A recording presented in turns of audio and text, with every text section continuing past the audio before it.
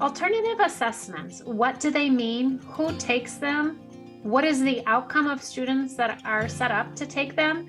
Last week, if you joined us, we talked about accommodations and modifications, and we're going to lead into, with that knowledge, alternative assessments. Hello, special education strategists. I am your host, Wendy Taylor. I am a mom of 3 and have sat on both sides of the IEP table as a parent and a professional. The world of special education can be overwhelming, scary, even for me as a parent, and I have extensive special ed training. But I got you. In my solo episodes of the Special Ed Strategist, I'm here to break down the IEP process, reduce the stress, and empower you and your child. At the IEP table, I have learned to improve outcomes, be informed, be prepared, and become a partner with the IEP team. If you are new to special education, feel like your child should be evaluated for special education, or just a curious learner, join me as we dive in and strategize and take your special education worries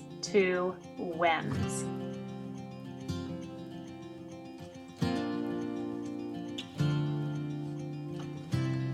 So back to alternative assessments. Most students with IEPs take the same standardized test as their peers without IEPs. A small number of students with IEPs take what we call alternative assessments. They are not based on grade level academic standards.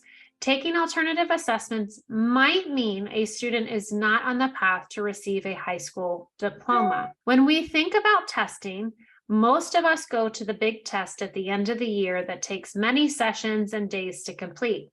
While there is an alternative version available, most children will still end up taking the typical standardized assessment. So last week we talked about accommodations and modifications. Your child may not be taking the alternative assessment, but they could have certain accommodations in place to help make the typical test more accessible, maybe extra time, smaller test groups. The alternative assessment is for those students who have more significant needs and usually also have modifications involved in their IEP. The alternative assessment is very similar to the typical standardized test, but it is based off of a modified curriculum. Just like accommodations make the typical test more accessible, the alternate assessment makes testing more accessible to those children working with a modified curriculum. Even though your child may be needing extra support with the test, they must have significant needs to receive the alternative assessment. We think about our law, I always like to refer that. Our federal law requires states to test all students in reading and math once a year in grades 3 through 8 and once in high school. For kids with IEPs, there are only 2 assessment options. Take the general assessment for the grade they are enrolled in, or take the alternative assessment that is not based on the academic standards for their grade level. Most kids with IEPs, again, take that general assessment. Many of these kids use accommodations, like, again, extra time or having questions read out loud. Back to the law a little bit further.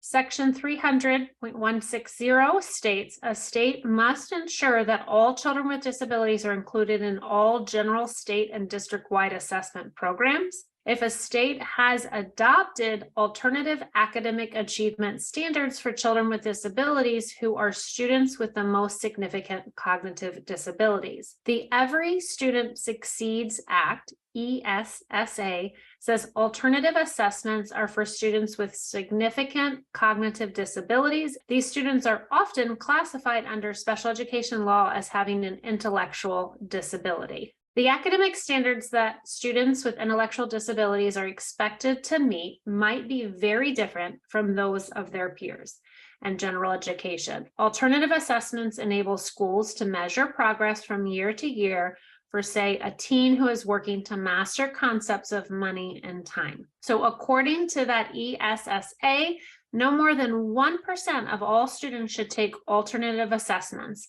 The law says schools need to explain to parents that taking this type of test means that kids are not being measured on grade level standards.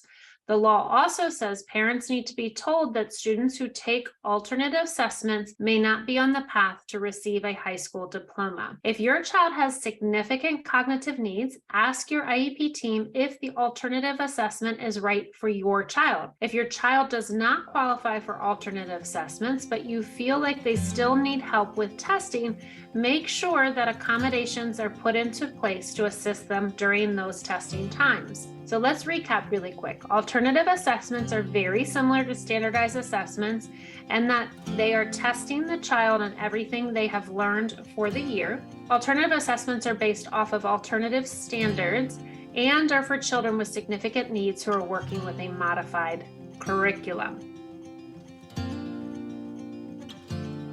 Again, I am your host, Wendy Taylor, and I am obsessed with helping families, professionals, bridge learning gaps, access special education services, and build kick-butt IEPs. I hope today's conversation about alternative assessments helps make it a great day for you and your next IEP experience. You know your kids best. You know if they're struggling or thriving, if they are happy or losing hope, if they understand or completely lost. The question is, what now?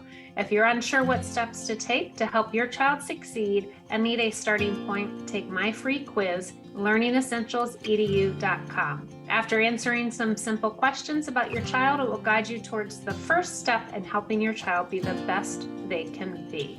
If you need more special education support, visit learningessentialsedu, where we provide an individualized and systematic approach to supporting students with various learning needs and differences through academic coaching, educational therapy, and Brain Camp, our executive function support model. Need IEP coaching? I've got you covered. learningessentialsedu.com. Bye for now.